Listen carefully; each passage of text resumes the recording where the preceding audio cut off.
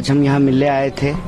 वैसे तो राजनीतिक भाषा में इसको शिष्टाचार मुलाकात कहते हैं, लेकिन मैं व्यक्तिगत तौर पे समझता हूँ कि ये हमारा एक आत्मीय मुलाकात थी, इस लिहाज से कि ये देश में जो परिस्थिति है अभी, जिस तरह से तानाशाही चल रही है, किसी को भी पकड़ करके बिला वजह जेल में बंद कर देना, इस तानाशाही के खिलाफ हम लोग पिछले कई सालों से लड़ रहे हैं और तानाशाही के खिलाफ इस लड़ाई में हम सब एकजुट हैं। तो उनसे हम ये बात कहने के लिए, उनको बताने के लिए कि इस लड़ाई को हम लोग सब मिल करके लड़ेंगे, एकजुट होकर के लड़ेंगे और देश में संविधान और लोकतंत्र को जिस तरह से समाप्त किया जा रहा है, इसको हम लोग बचाएंगे, संविधान को भी, देश को भी, और इस तानाशाही को ख़त्म करेंगे। चुनाव को लेकर कोई बातचीत हुई, कैंपेन को लेकर खास तौर पे, क्योंकि वो 4 सीटों पे चुनाव प्रचार कर रही है, क्या आपने डिमांड की कि हमारी सीट पे भी आए? क्योंकि नहीं, 4 सीट पे हम चुनाव नहीं लड़ रहे हैं, हम 543 सीट पे चुनाव लड़ रहे हैं।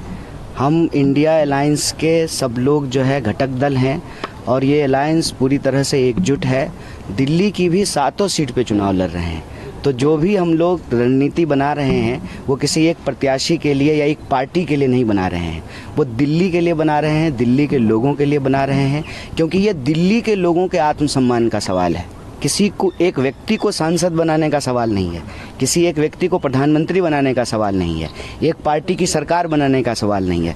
सवाल है कि दिल्ली के लोगों को जिस तरह से अपमानित किया जा रहा है, जिस तरह से दिल्ली में तानाशाही चल रही है, जिस तरह से सीएम साहब को पकड़ करके जेल में डाल दिया गया है, इस तानाशाही के खिलाफ और दिल्ली के अधिकारों पे जो रोज़ बरोज़ हमले हुए, जिस तरह से और सुप्रीम कोर्ट के डिसीजन को ऑर्डिनेंस के तहत बदला गया, जिस तरीके से बार बार विकास के कार्यों को अटकाने की कोशिश की जाती है एडमिनिस्ट्रेटिव तरीके से, और अंततः कई नेताओं को पकड़ करके चुनाव के बीच में जो जेल में डाला गया है, मैं समझता हूं कि ये दिल्ली के लोगों को अपमानित किया जा रहा है। तो दिल्ली में जो लोकसभा का चुनाव हो रहा है, ये दिल्ली के आम लोगों के आत्मसम्मान की लड़ाई है और दिल्ली के ऊपर जो तानाशाही थोपी जा रही है, देश के ऊपर जो तानाशाही थोपी जा रही है, उस तानाशाही के खिलाफ दिल्ली के लोग एकजुट रहें, एक साथ रहें और हम सभी सीटों पर, 7 सीटों पर मिल करके लड़ रहे हैं और मिलकर रणनीति बना रहे हैं। अच्छा, कांग्रेस में भी फूट है आपके नाम को लेकर,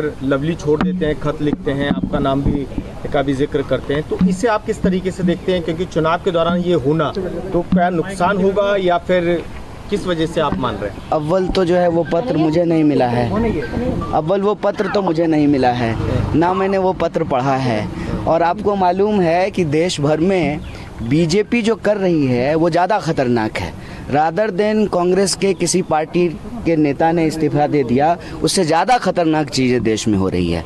हमने देखा कि सूरत में क्या हुआ, हमने देखा कि इंदौर में क्या हुआ, हमने देखा कि खजुराहो में क्या हुआ।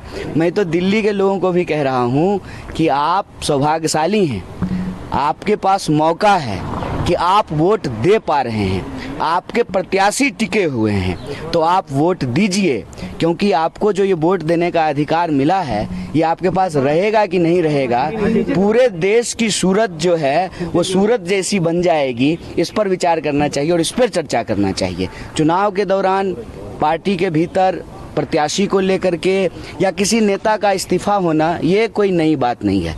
नई बात ये है कि प्रत्याशियों को डरा के धमका के बिठा देना, प्रत्याशियों को अपने साथ मिला लेना और चुनाव ही नहीं होने देना, ये ज़्यादा खतरनाक बात है। नॉमिनेशन फाइल कर रहे हैं आपका?